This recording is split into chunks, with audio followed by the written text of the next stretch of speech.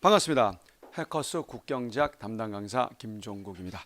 자, 19년도 우리 상반기 서울시는 2월 달에 했었고요. 하반기 정규 서울시 시험이 끝났습니다. 자, 전체적으로 문제 20문항 최근 보기 드물게 난이도가 되게 낮은 상태로 출제가 됐었죠.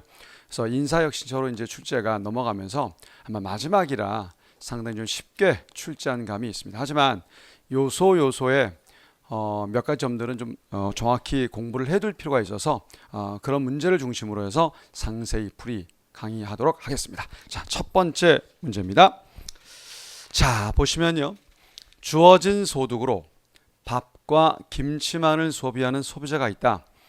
동일한 소득에서 김치 가격이 하락할 경우 나타날 현상에 대한 설명으로 가장 옳은 것은 단 밥은 열등제다.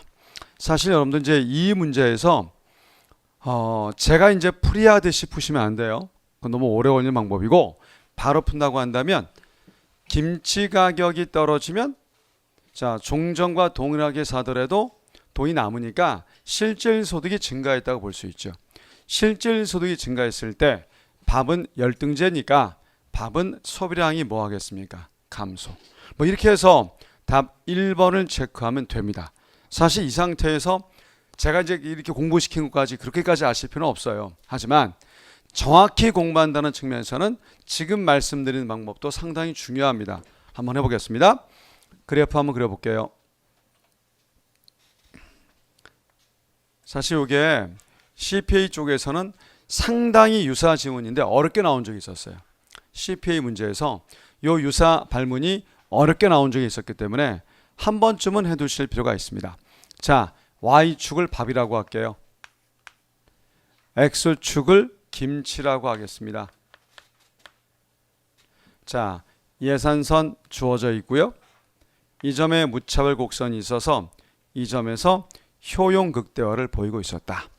자, 밥은 이만큼, 김치는 이만큼을 소비하고 있다. 자, 그런데 주어진 발문의 조건이 김치 가격이 하락했습니다. 자, 떨어졌어요. 자, 최초점을 A라고 할게요. 자, 그러면 김치 가격 하락으로 인한 대치효과. 자, 대치효과. 우리 무차별 곡선을 여전히 접하는 점. 자, 그 점을 지난다고 한다면 실질 소득이 일정했을 때 상대 가격 변화를 볼 수 있으니 무슨 효과를 보낼 수 있습니까? 대치효과. 그래서 이렇게 걷어요. 여기입니다. 여기 B라 한다면 여기까지 김치가 늘죠. 자, 밥은 뭐하게 되어 있습니까? 줄게 되어 있어요.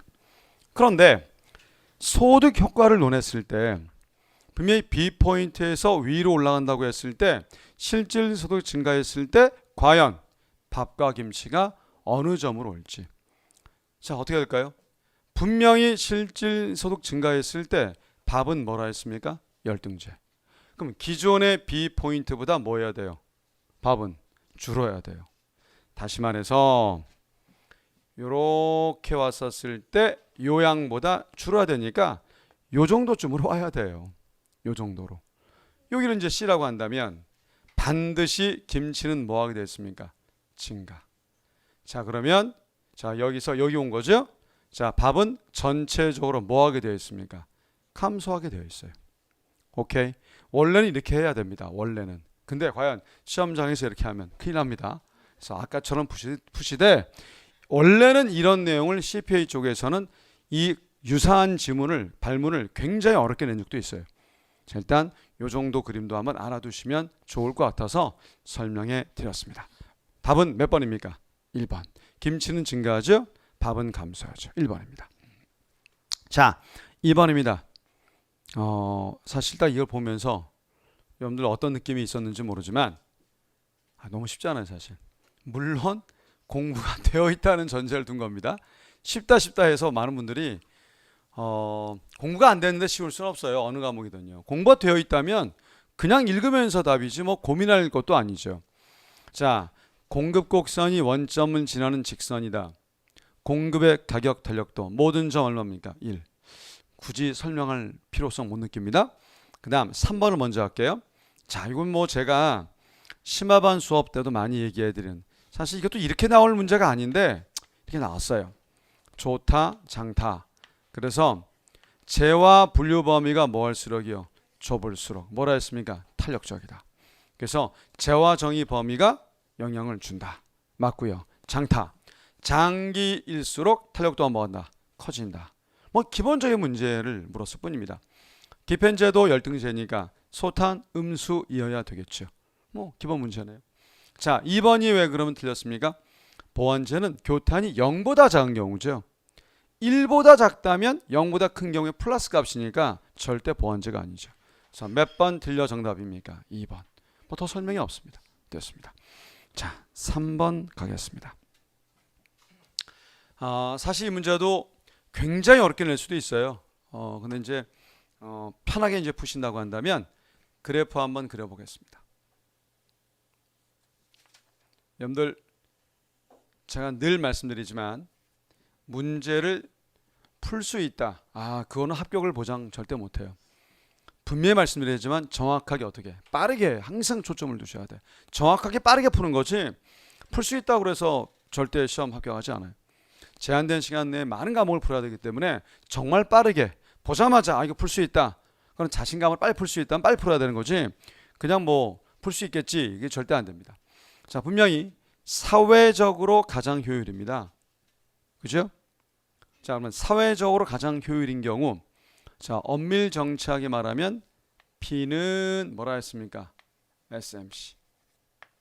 이때 가장 효율적으로 사회적으로 생산을 할 수 있죠. 근데 보통 수요 공급 곡선을 그릴 때요, 우리 수요 곡선은 통상 뒤에 안 쓰고 무엇을 나왔습니까? P. 공급 곡선이요. 자, 공급 곡선은 누가 구실해요? MC가 구실해요. 외부 효과가 없으면 PMC이자 SMC예요.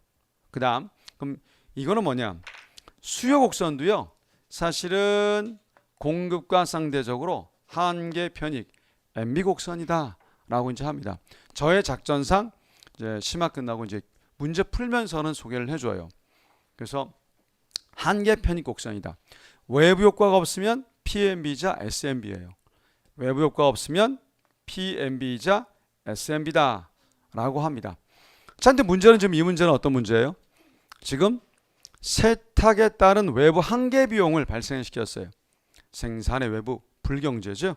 자, 그래서 곡선 자체가 좌측 이동 또는 상방 이동이라 표시합니다. 자, 그래서 분명히 단위당 세탁 단위당 10원이 발생했으니까 10원만큼 위로 올라가면 됩니다. 그럼 얘가 PMC고 얘는 뭐예요? SMC가 되는 거죠. 근데 이제 우리 출제자께서는 PMC를 MCP라고 썼어요. 뭐 관계없습니다. 이게 Q. 근데 외부 한계 비용이 10원이니까 Q에다가 뭘 더합니까? 10을 더하면 돼요. 그래서 MB 곡선 소비 측면 아무런 외부 효과가 없으니까 MB 곡선과 누가요? SMC가 만나면 됩니다. 자, 그래서 지금 요 MB는 뭐로 줬습니까? 200 빼기 Q로 줬어요.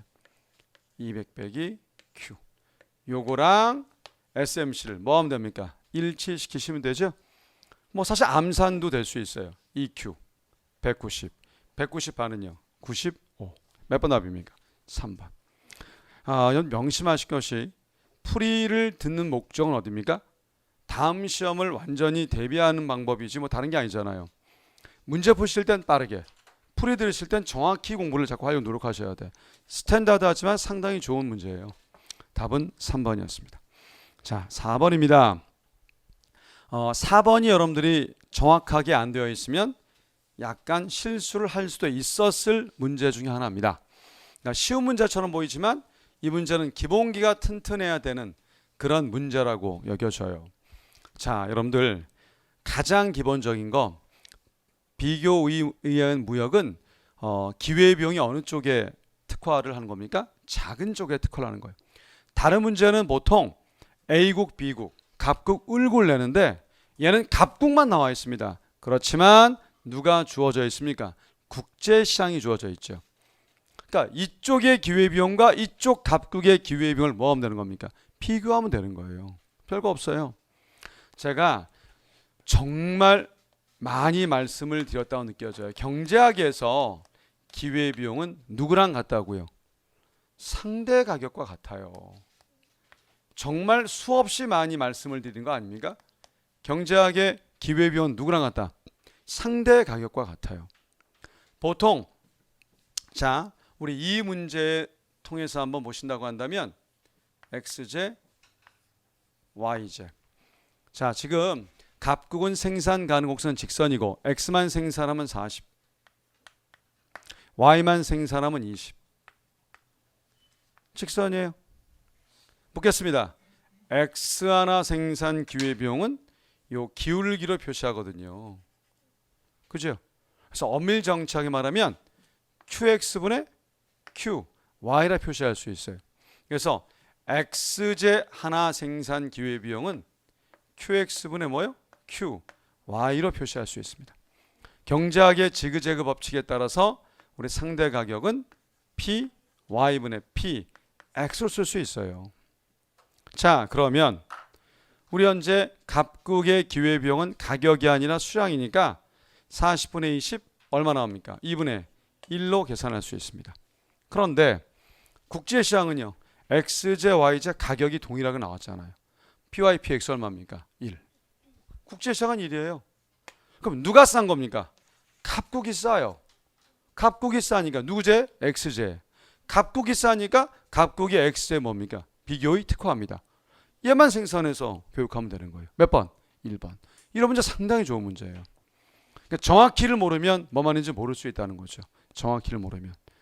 진짜 중요합니다. 선생님 입장에선 맨날 기회비용은 뭐라 많이 얘기합니까? 상대 가격.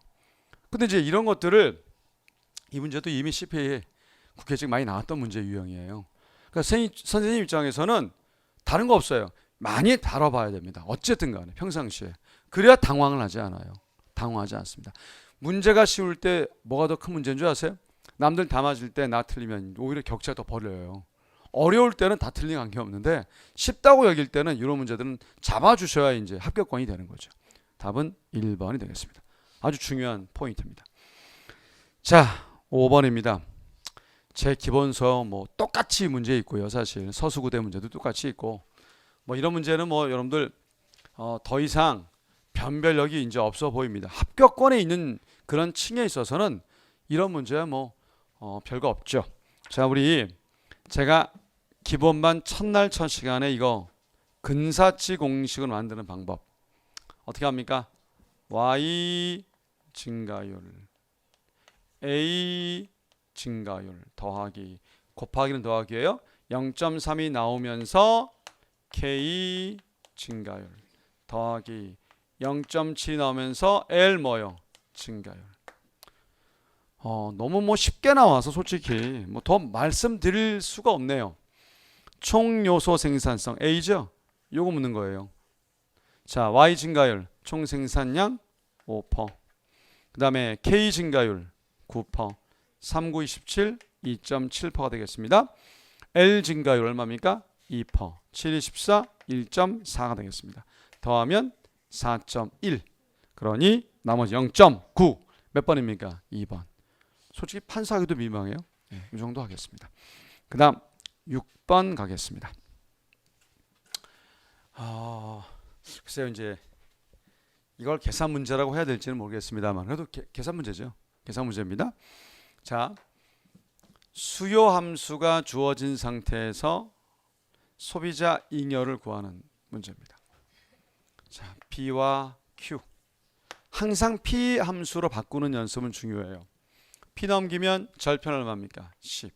그리고 우하양의 수요함수 P는 10 빼기 Q로 뭐 할 수 있다? 나타낼 수 있다. 가격이 4다 그랬습니다. 여기 10이에요. 절편 10이죠? 가격이 4. 요거 4일 때 수량은요? 요거 4면 당근 뭐 6 나옵니다. 그러면 이제 우리 소비자잉여 어떻게 구하는 거예요? 이 거래에 대해서 이 면적을 낼 수 있는데 이거 냈으니까 이 면적이 무슨 잉여입니까? 소비자잉여. 6, 66에 36. 근데 삼각형이니까 반 얼마입니까? 18이 되겠습니다. 몇 번 답이요? 2번. 뭐 이런 정도. 자, 7번 해보자고요. 자, 너무 밋밋하게 나왔죠. 우선 제 기본서에 있는 3장 탄력도 심화 정리에 이런 지수함수로 표현됐을 때 탄력도를 공부를 시킨 적이 있었습니다. 자, 보멀토빈의 재고 이론에 의한다고 한다면 우리 화폐 수요는요. 자, 원래는 이제 P분의 MD를 쓰기도 하죠. 뭐 관계없습니다. 자, 소득의 증가함수. 자, 드디어 이자율도 감소함수임을 처음으로 언급했죠. 그리고 거래비용. 자, 되어 있어요. 1번 거래적 화폐 수요는 이자율의 감소함수, 소득의 증가함수. 자, 인출할 때 드는 거래비용이 증가하면 증가함수. 예, 증가한다. 다 맞아요. 솔직히 뭐 1, 2, 3 알고 그냥 4번 몰라도 풀 수 있는 거 아니에요. 그죠? 자, 그런데 여러분들 아시겠지만 우리 요 y만 초점 둘게요. 그러면 루트 y 꼴인데 루트 y는 자, 우리 지수함수 표시하면 2분의 1승으로 이렇게 바꿀 수 있거든요. 요 지수가 뭐에 해당됩니까? 탄력도에. 화폐 수요 소득 탄력도는 얼마요? 2분의 1. 그죠? 그래서 뭐 2분의 1 틀렸죠. 그래서 수학 문제로 할 수는 절대 없는 문제입니다. 답은 몇 번이요? 4번. 자, 8번 가겠습니다.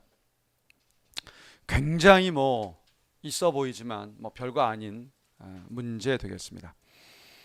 시장에 갑을 두 기업이 존재하며 기업 갑을은 S1, S2 전략 중 최선의 의사결정을 하려 한다. 보기의 표는 두 기업의 게임에 대한 보수다. 늘 이거 나올 때는 자, 숫자가 보수가 클수록이죠. 앞에 게 기업 갑, 뒷게 기업 을. 뭐 일반 패턴에서 벗어나지 않았어요.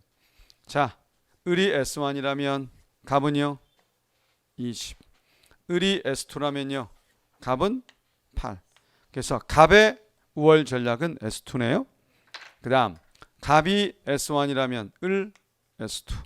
자, S2라면요 역시 S2. 그러면 을도 우월 전략이 있으니 우월 전략 균형은 88. 그럼 내시 균형도 88. 자, 그러면 1번 모두 우월 전략이 있다. 맞습니다. 자, 균형점에서 보수 8이죠. 자, 이거 좋죠. 협조가 이루어진다면 파레토 계산이 가능하다. 지금 1이 가는 거 협조만 했다면 가능하잖아요. 네, 하지만 4번 우월 전략이자 뭐였습니까? 내시균형이죠. 그래서 몇 번 틀렸습니까? 4번. 뭐 꼼수도 없었습니다. 자, 9번 가겠습니다.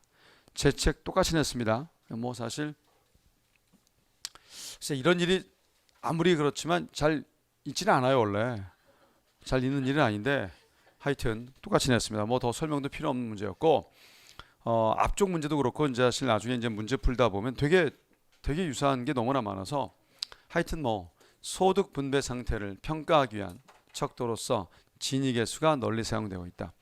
어떤 국가의 소득이 국민 절반에게만 집중되어 있고 그 말은 절반만 다 있다는 거예요. 그리고 균등하다. 그럼 나머지는 없다는 거죠.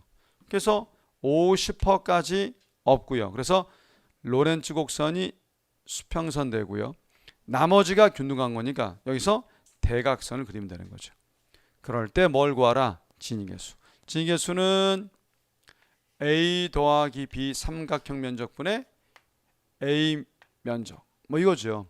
굳이 뭐 이거 할 필요도 없는데 이거 어차피 같은 거니까 A와 B 높이가 같고요. 면적 같죠. 그러니까 당연히 이게 2배니까 2분의 1. 바로 답이 나오죠. 굳이 뭐 우리 공부를 해서 해본다고 한다면 이제 높이 H 합시다. 전체를 100이라고 하고요. 여기를 이제 50이라고 한다면 AB의 면적은 100 곱하기 H 곱하기 2분의 1로 표시할고요. A 면적은 50 곱하기 H 곱하기 2분의 1이기 때문에 소거되면 100분의 50, 2분의 1. 뭐 단순히 다음 몇 번 나옵니까? 3번이 나오겠습니다. 뭐 이런 정도 할게요. 자, 10번 가겠습니다. 뭐 그냥 진짜 그냥 냈습니다. 뭐 갑과 을 두 사람만 사는 어느 마을이 있다. 이 마을의 공공재에 대한 갑의 수요는 이렇고, 자, 우리 갑의 수요함수를 바꾸는 연습이 훨씬 중요해요. P 20 빼기 뭐요? Z. 근데 원래 여러분들 엄밀히 말하면 요거 값 쓰고요. 이거 값 써도 돼요. 원래 엄밀히 말하면요. 자, 을의 수요함수. 마찬가지죠? 이 P가 앞으로 넘어왔습니다. 이 P는 32 빼기 Z. 2 나누면 16, 여기는 2분의 1 Z가 되겠습니다. 역시 그것도요. P을, 자, Z을 이렇게 해도 돼요.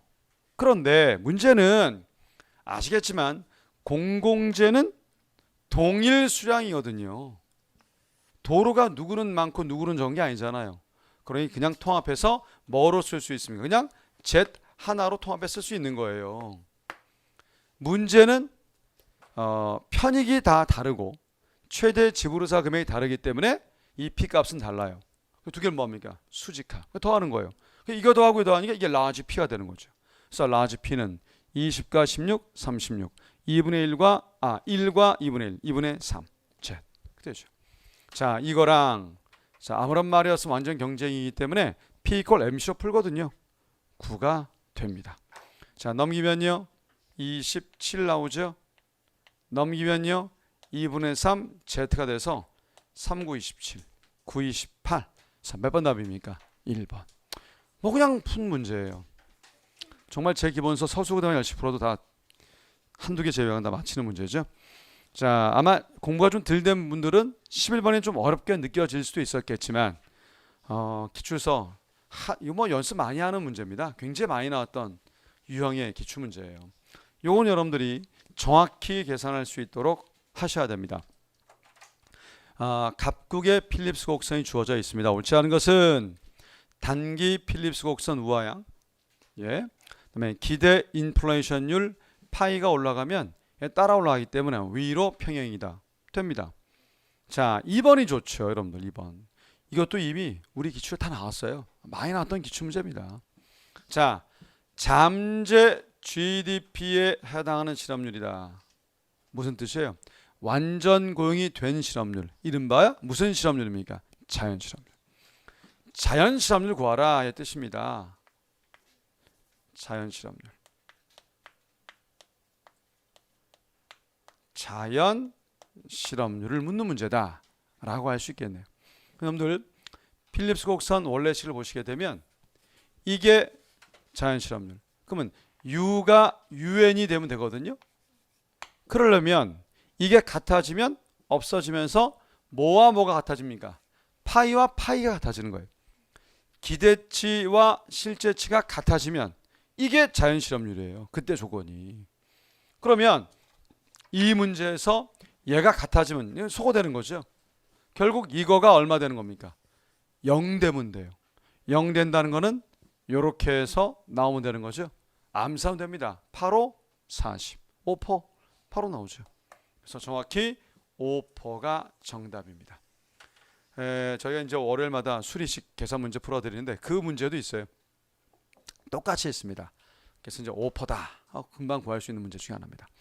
자, 3번을 여러분들 제 기본서에도 이런 설명을 제가 드린 적도 있었는데 이걸 수학적으로 풀면 마음이 아파요. 물론 수리적으로 풀어드리겠지만 직관형이 상당히 중요한 문제입니다. 자, 직관형 발휘해 볼게요. 실제가 완전 고용화, 잠재, GDP화, 실업률, 자연 실업률보다 높다? 지금 뭡니까? 호경기입니까? 침체기입니까? 침체기. 침체기는 실제 물가가 높지가 않아요.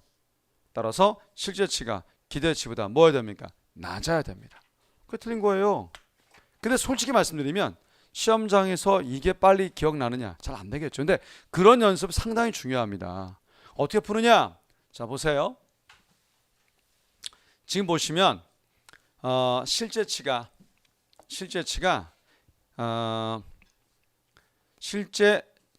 자연 실업률보다 높다? 그러면 이게 큰 거니까 요 부호는 플러스가 되어야 되죠. 실제 실업률이 자연 실업률 높다. 플러스. 여기는 플러스니까 마이너스. 그럼 전체 뭐예요? 마이너스 값이에요. 그러면 기대치에서 빼야 실제가 되는 거니까 얘는 얘보다 뭐야 됩니까? 작아야 됩니다. 그지? 기본서 서술고대 문제 똑같이 있습니다. 이게. 그래서 이거는 뭐 수학적으로 풀면 이렇게 푸는 거예요. 한 번 더요. U 실제 실험률이 UN 자연 실험보다 높다. 그럼 이 값은 플러스 4. 얘는 플러스고 상수, 여기 마이너스. 전체가 마이너스. 기대치에 빼야 실제치니까 얘가 가령 10이면 얘는 빼면 8이다. 뭐 이런 뜻이에요. 자, 그러니 실제치가 기대치보다 뭐여야 됩니까? 낮아야 된다. 하지만 아까 같은 그런 직관형이 훨씬 더 중요한 문제입니다. 이거는 3번 답입니다. 자, 4번 같은 문제도 단독 문제로 얼마든지 낼 수 있어요. 얼마든지 낼 수 있습니다. 제가 이제 기출서를 만들면 변형 문제를 꼭 실어 드리는데 이건 변형 문제로 실어도 좋은 문제 중에 하나예요. 그냥 대입하는 거죠. 자, 5포에 요거 짜증나는 문제. 왜 짜증나냐면 뒤에 기대자가 있잖아요. 그러니 얘는 뭘 의미하는 겁니까? 그냥 실제치입니까? 기대치입니까? 기대치. 요게 5라는 거예요. 5. 그다음 실제치가 3. 이게 3. 산수잖아요. 3, 5, 4, 0.8, 6. 계산하시면 돼요. 예, 7.5가 나옵니다. 산수 문제죠. 몇 번 틀렸습니까? 3번. 이런 문제는 요즘에 많이 나오고 있는 그런 유형의 문제가 되겠습니다. 자, 12번입니다. 기본 문제인데 실물적 경기 변동 이론은요. 소위 신축성과 시장 청산을 가정해서 나온 이론이죠. 비록 경기 변동을 인정은 했지만 그 자체를 뭐로 봅니까? 최적화 현상으로 보기 때문에 누가 개입할 필요 없는 거예요. 정부 개입이 필요가 없는 경우입니다. 자, 1번. 임금 신축인데 가격은 경직 말도 안 됩니다. 몇 번 답이요? 1번. 밑에 걸 뭐로 보는데? 좀 전에 말했지만 경기 변동을 인정했다는 점에선 동태적으로 봐요. 근데 뭐로 본 겁니까? 분명히 경기가 변하는데 무슨 현상으로 봅니까? 최적화 현상. 정확히 맞는 표현입니다. 그 다음 시장 청산의 결과 결국 걱정할 게 없다는 거죠. 그죠? 자, 새로운 유형을 찾아갑니다. 그 다음 공급 측면의 생산성 충격이 주요 요인이었죠. 다 좋아요. 몇 번 틀렸습니까? 1번. 이걸 2, 3 잘 멀어봐요. 1분 끝났는데. 자, 13번이 되겠습니다. 자, 요게 이제 화폐 수요 증가를 물었던 문제 유형입니다. 요렇게는 우리 7급이 잘 안 물었었어요. 이건 여러분들이 좀 건져야 될 문제 중에 하나입니다. 여러분들 제가 심화반 수업할 때 요 화폐 수요 LM 곡선 도출하면서 화폐 수요 관련 이런 얘기를 한 적이 있어요. 미시에서 가격이 변하면 수요 곡선에서 곡선 자체입니까? 상입니까? 상. 자, 그런데 소기대보, 소득, 기호 이런 것들 보려면 곡선 자체잖아요. 마찬가지입니다. 화폐 수요도 마찬가지예요. 이자율은 뭡니까? 곡선 상. 그러니까 처음부터 니은 아니야. 니은 곡선 상이라서 나머지 갖고 뭘 해야 됩니까? 해야 된다. 자, 우리 보통 화폐 수요를 공부할 때 밀턴 프리드만의 그 통화주의의 신화폐 수량서를 보시면 전체적 이야기를 할 수 있습니다. 이 식이요. 제가 마지막 단계에선 이 정도는 암기해 둬야 된다는 얘기 되게 많이 해요. 우선 화폐 수요는 뭐의 증가함수입니까? 항상소득, 소득의 증가함수. 돈 많이 벌면 거래 위해서 뭐합니까? 화폐 수요 많이 필요하죠. 당연히 기억은 우측이동 증가 요인입니다. 니은은 아까 틀렸다고 그랬었고요. 그 다음 디귿이요. 자, 물가가 뛰었대요. 이거 직관력과 수학으로 한번 해보겠습니다. 직관력과 수학. 자, 수학은요. P가 이리 오면요. 두 개 뭐합니까? 비례관계예요. 그래서 뛰면 많이 필요합니다. 자, 그래서 당연히 증가합니다. 그러면 이거는 이제 수학이고요. 직관력은요. 아니, 물가 뛰었잖아요.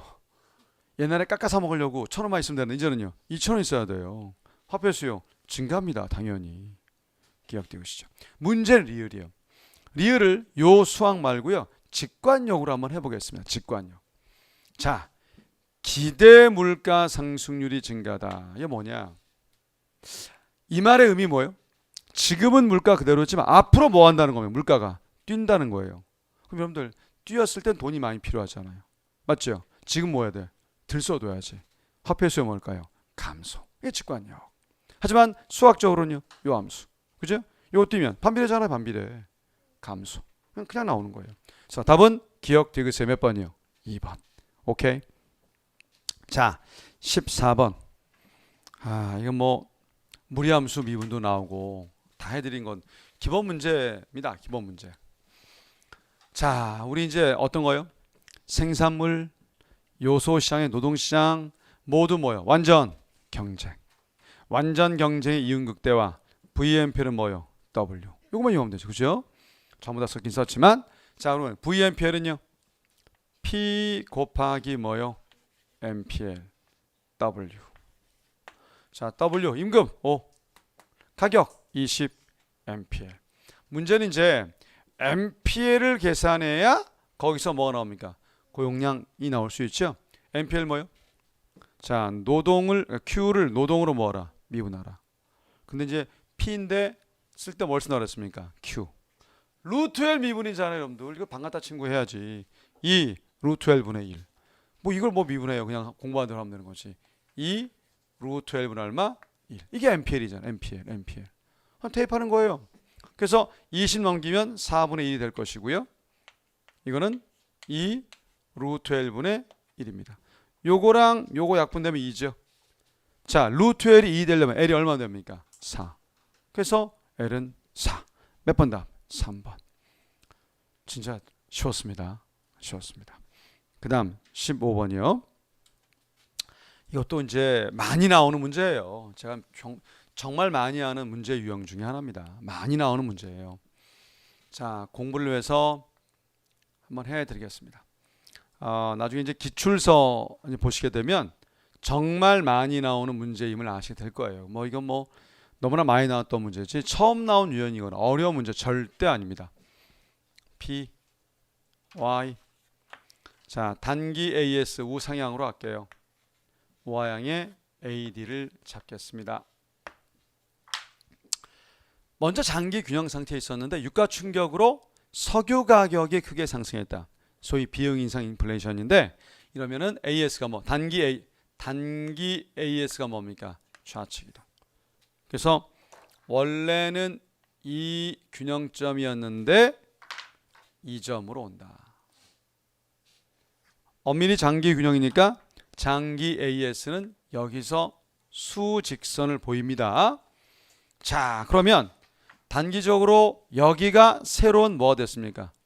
균형점이 됐습니다. 어떻게 된 거예요? 물가 뛰고요. Y가 줄었으니 생산이 줄었으니 실업이 많아지면서 뭐가 됩니까? 스태그플레이션. 그래서 1번은 뭐하다? 맞다. 자, 2번. 자, 이제 이거는 뭘 의미하는 거냐면 이거예요. 정부가 개입한 걸 의미한 겁니다. 정부가. 왜 개입했느냐? 물가 너무 높잖아요. 또요. GDP가 줄면서 실업이 너무 많잖아요. Y가 줄고 생산 준위가 실업이 증가한 거죠. 그죠? 그러면 두 개 중에 실업을 좀 잡으려고 정부가 확장 정책, 정부 지출을 증가시켰어요. 정부 지출을 증가시키면 누구의 우측 이동을 통해서 누구의 우측 이동입니까? IS의 우측 이동, AD의 우측 이동.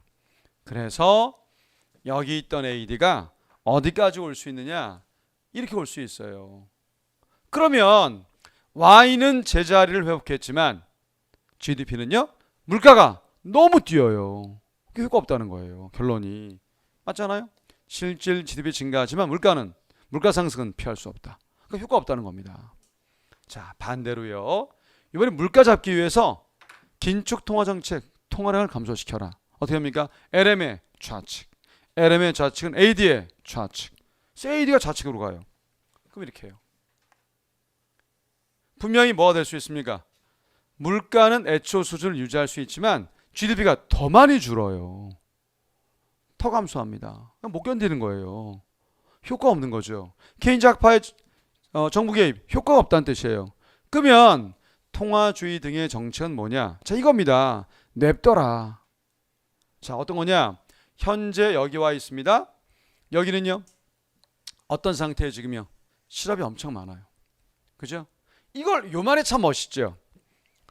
요소 가격의 신축성을 가질 정도의 시간을 주어지면 좀 장기로 나가게 되면 자, 지금 여기 상태는 실업 상태가 만연하고 있어요. 물건 못 삽니다. 물건 막 재고 막 쌓여요. 재고 쌓이면 어떻습니까? 결국은 실업자 더 생겨요. 그러면 냅둬도요. 임금이 뭐 할 수밖에 없습니까? 떨어질 수밖에 없어요. 임금이 떨어지면 단기 AS 곡선이 원래 좌측 이동했던 것이 다시 임금이 떨어지면 생산 비용이 떨어지니까 자, 단기 AS가 무슨 이동이요? 우측 이동합니다. 다시 원래 자리로 돌아와요. 원래 자리로. 근데 뭘 개입해서 난리치느냐? 그게 통화주의의 이제 공격인 겁니다. 그 여기요. 그래서 개입하지 않았더라면 장기적으로 임금이 떨어져서 단기 AS가 우측 이동하면 결국 최초 구조를 뭐한다? 복귀한다. 밑에 지문 장기 공급이 이동해서 그건 안 됩니다. 장기 이동하지 않습니다. 그래서 새로운 균형이 아니라 애초 균형으로 뭐 한다고요? 회복된다. 자, 그래서 몇 번 잘못이다 정답이다. 4번. 자, 이 문제 어려워 보이실지 모르지만 이미 많이 다루는 기출문제, 많이 다루는 문제 중에 하나예요. 그냥 보면서 답이지. 심지어 이런 그래프도 있었어요. 되게 많아요. 답은 4번입니다. 자, 16번이요. 자, 이걸 보면서 어떤 느낌이 들었어요? 이건 정말 너무했다는 생각이 좀 들죠. 그냥 그런 것 같아요. 서울시 올해 이제 마지막 시험, 더 이상 이제 서울시 출제 안 한다는 그런 이유 때문에 경제를 너무 그냥 하여튼 뭐 더 얘기 않겠습니다. 자, 장기만이 아니라 단기도 물가 상승만 시킬 뿐 확장 정책이 아무 효과 없다. 정책 무력성 정리 뭐요? 합리적 기대 더 않겠습니다. 1번입니다. 자, 17번이요.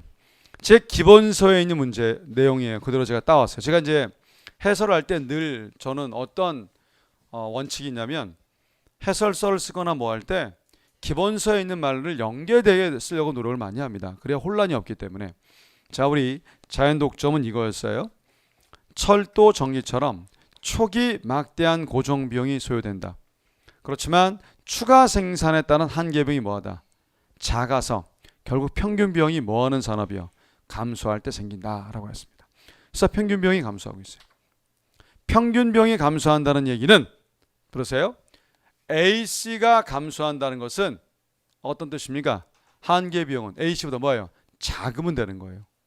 자, 이 말의 의미 평균이 감소한다는 것은 분명 어떤 의미라고 했었습니까? 이 말의 의미는 AC와 MC 관계에서 얘가 크면 되고 MC가 작으면 됩니다. 한계값이 작으면요 평균을 뭐합니까? 떨어뜨리잖아요. 이거. 근데 이게 작은 가능성에는요 크게 두 가지가 있을 수 있습니다. 얘가 감소하면서 작을 수도 있고요. 얘가 증가하는데 여전히 뭐 할 수 있습니까? 감소할 수도 있어요. 여러분들 왜 우리 이런 그림을 한번 따져볼게요. AC 여기요. MC죠. 근데 아시겠지만 MC는 원래 U자형이거든요. 원래. 그죠? 그러면 AC가 감소하는 이 구간에서 MC도 감소할 수도 있지만 올라가더라도 AC보다 아래에 있으면 AC는 감소하거든요. 오케이? 뭐 이런 얘기예요, 이게. 자, 그래서 평균 비용이 한계 비용보다 큰 경우입니다. 그러면 평균 비용은 뭡니까? 감소해서 이런 일을 만들 수가 있습니다. 자, 우리 AC 감소하는 거 우리 뭐였습니까? 장기 때 규모의 경제. 규모의 경제로 인해서 뭐가 발생됩니까? 자연 독점이. 그래서 1번 맞고요, 2번 맞고요. 그런데 3번은 또 일단 걸리잖아요, 사실. 반드시. 그래서 생산량이 증가함에 따라 한계 비용이 반드시 하락한다.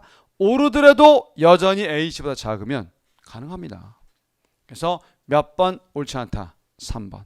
그 다음 P equal MC 이걸로 가격을 설정하게 되면 이거 뭐 제 책 그대로 있는 거 아니에요?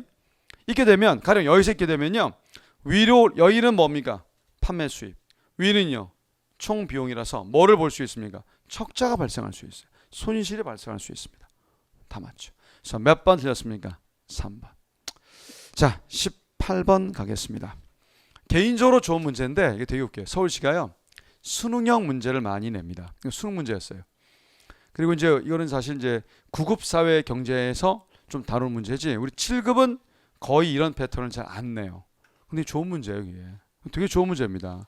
개인적으로 오늘 여러분들이 건져야 되겠다 내년도를 위해서 만약에 공부한다고 했을 때 건질 문제를 몇 번이냐라고 묻는다면 저는 주저없이 18번이라고 얘기할 수 있어요.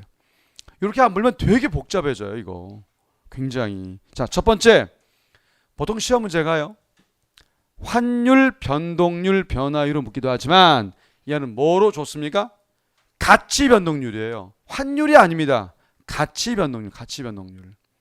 환율 변동률과 정반대입니다. 가치 변동률이에요. 그러면 뭐예요? 달러에 비해서 값은 마이너스니까 뭐 한 거면 가치가 떨어졌다. 그다음에 을과 병은요. 가치가 올랐다. 뭐 이런 뜻입니다.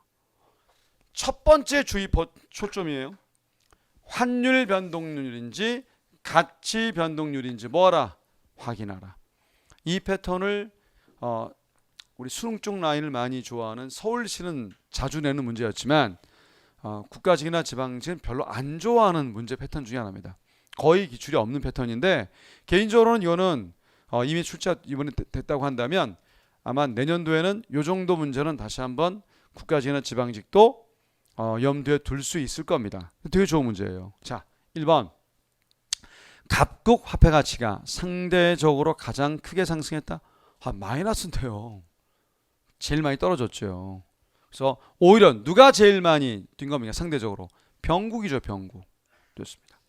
2번. 이런 거 좋죠. 너무너무 좋은 선지예요. 을국 제품의 달러 표시 가격이 상승했느냐. 여러분들 을국이 가치 변동률이 얼마예요? 3%. 가치가 플러스란 말은 가치가 올랐다는 거죠. 모르면요. 그냥 한국 그러세요. 한국. 가장 좋아요. 지금 한국의 원화 가치가 오른 거잖아요. 원화 가치 상승을 환율 뭐라 합니까? 하락. 자, 환율 저는 이거 되게 중요합니다. 1달러가 원래 1,000원이었는데 500원으로 떨어진 환율 하락이라 한다. 기본 수익은 그대로 가져왔을 뿐입니다. 근데 기존의 1,000원으로 1달러를 교환할 수 있었는데 이제 500원만 줘도 교환하잖아요. 기존의 1,000원으로 몇 달러? 2달러까지 교환할 수 있죠. 그러니 이게 을국의 수출품이에요. 달러 표시 가격이 뭐하고 있습니까? 상승. 그래서 몇 번 답이라고요? 2번. 이 문제는 좋습니다. 확인하셔야 됩니다. 답은 2번이 되겠습니다. 자, 3번. 1달러당 병국 화폐 환율. 자, 병국 어때요? 달러에 비해서 가치 뭐였습니까? 올랐잖아요. 가치가 상승한 거 환율 뭡니까? 하락. 상승했잖아요. 자, 18번 문제 백미는 4번입니다. 4번. 제가 여러분들한테 늘 그런 얘기하죠. 환율 무슨 값 무슨 가격. 달러 값 수입 가격. 환율의 달러 값이다. 이것만 하면 금방 풀어요. 해보겠습니다. 지금 보면 병국과 을국이 나왔습니다. 비록 이거는 달러와 대비 나온 거지만 그런 거 신경 안 써도 돼요. 그냥 미국 쪽과 한국이라고 해도 됩니다. 누구를 미국이라고 할 거예요? 기축 쪽이 됩니다. 한 단이라고 나와 있는 거 요쪽 병국 화폐 한 단위 당이니까 병국을 누구로 두시자? 미국으로 두세요. 미국. 그 다음 을국은요? 한국. 그럼 끝인데 왜 끝이냐 보세요. 분명히 미국 병국은 제일 많이 가치가 올랐어요. 근데 한국은요? 을국은 3% 덜 올랐어요. 항상 상대적이죠. 덜 올랐다 많이 올랐다. 상대적으로 우리는 뭐 한 겁니까? 떨어진 거지. 그렇잖아. 환율이 그러니까 미국 가치가 오른 거고 우리 가치 떨어진 거예요. 뭡니까? 환율 상승이지. 기가 막혀. 이렇게 안 풀면요 어려워요. 장담하지만 절대 빨리 못 풀걸요. 이 방법이 제일 빨라요. 사실 경제는 그래서 정확하게 빠르게 푸는 방법이 되게 중요해요. 한 번 더 합니다. 4번. 자, 이런 건 무시하시고요. 한 단위당으로 나와 있는 경우를 뭐로 잡아라? 기축통화 미국으로 잡아라. 여기는 한국으로 잡겠다. 그러면 병국이 제일 많이 올랐지 않습니까? 가치가. 을국은 덜 올랐잖아요. 항상 상대적이죠. 둘 다 올랐지만 많이 오르고 여기 덜 올랐다면 얘는 뭐 한 거예요? 떨어진 거예요. 얘는 오른 거고요. 달러 가치가 오른 거야. 달러값 올랐다. 환율 뭐요? 상승. 끝. 오케이. 이렇게 푸는 거예요. 이렇게 푸는 거예요. 좋죠. 18번 문제는 반드시 건지셔야 될 아주 좋은 문제예요. 자, 정답 몇 번이요? 2번이 되겠습니다. 자, 19번 가겠습니다. 이것도 이미 우리 문제 나왔던 문제예요. 그래서 개인적으로는 야, 뭐 이거 기출 문제 거의 그대로 베꼈고요. 많이 했던 문제입니다. 이 문제도. 무역 수지가 흑자인. 아마도 저랑 요 두 개는 심화반 수업 요구할 때도 증명하라고 맨날 했을걸요. 자, 한번 점검해 보겠습니다. 여러분들 항등식 y는 CIG x-m이죠. 그러면 요거를 넘기면 빼기 되면서 여기가 이퀄 되시죠? 무역수지 x-m이 뭐다? 흑자다, 플러스다. 그러면 이거가 흑자, 플러스란 뜻이에요. 그 말은 누가 더 큰 겁니까? y가. 그거 기억 맞는 거지. 오케이. 자, 또 합니다. 이번에는 이걸 변형을 할게요. 우리 아시잖아. y 빼기 t 플러스입니다. 빼기 c 플러스 t. 자, 마이너스 g 플러스 i. 헷갈리실까봐 다시 한번 써볼게요. 바로 이해 오실 수 있으면 좋겠는데, y 빼기 c 빼기 i 빼기 g. 자, 이렇게 써도 되죠? 이건 당연히 플러스입니다. 빼기니까 다 됐죠, 이렇게. 자, 이때 요거를 빼기 t 하고요, 여기를 플러스 t에도 전체값 차이 없죠. 우리 이거 뭐라 합니까? SP Private Saving. 얘는요 SG Government Saving. 그래서 전체가 뭡니까? 국민저축 SN이 되죠? 빼기 I. 이것은 X-M. 무역수지가 플러스다. 당연히 얘도 뭐예요? 플러스. 저축이 커야 됩니까? 투자가 커야 됩니까? 저축이. 그래서 반대네. 니은 틀린 거예요. 오케이. 그 다음 디귿은 뭐냐? 자, 여러분들 보세요. 국제수지는 이렇게 이루어져 있습니다.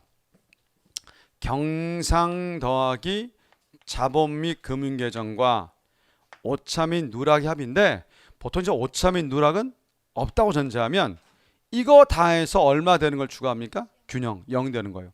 근데 무역수지 경상 쪽이 흑자라 플러스라면 이쪽은요 마이너스, 적자이어야 합니다. 적자라는 것은 들어온 게 많은 겁니까? 나간 게 많아야 됩니까? 나간 게. 그러니 순자본 유출이 플러스여야 많이 나왔죠.